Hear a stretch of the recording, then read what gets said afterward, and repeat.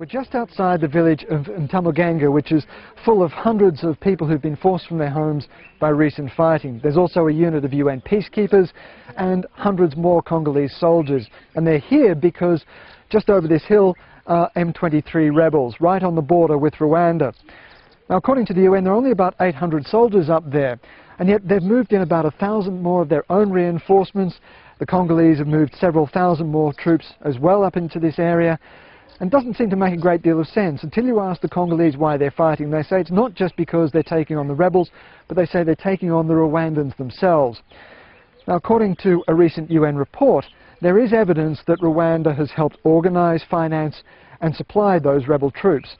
Well, I've been talking to the Rwandan President Paul Kagame about those allegations. You see, there is no evidence, there are no facts, because it is not happening. Even what is being said in the report you talked about, by the way. Well, the monitoring group report says that they interviewed nearly over 80 deserters of FARDC, that's Congolese army mutinies, and Congolese armed groups, including from M23. They said they interviewed 31 Rwandan nationals who were involved with M23. They said the group has photographed weapons and military equipment found in arms caches. Have you seen those photographs? And obtained. Have you seen those photographs? Yes, I have. Those photographs? No, I think you are not being open. You are not being honest in fact. The report contains what it says. To me, it is a fictitious report. When you keep talking about the report, I don't understand the report. Do these people even need weapons?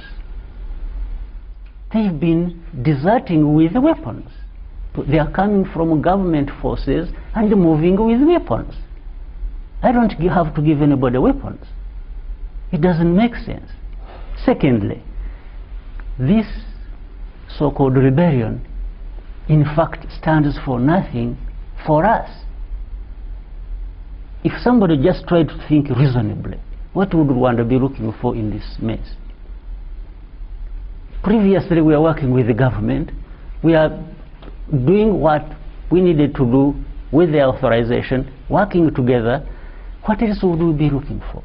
Clearly, Kinshasa has very little control and has been apparently been losing control. I should not be accused of that. This is what I'm saying. No, I'm not saying that you are. That's what we are accused of. We should not be accused of a mess in DRC.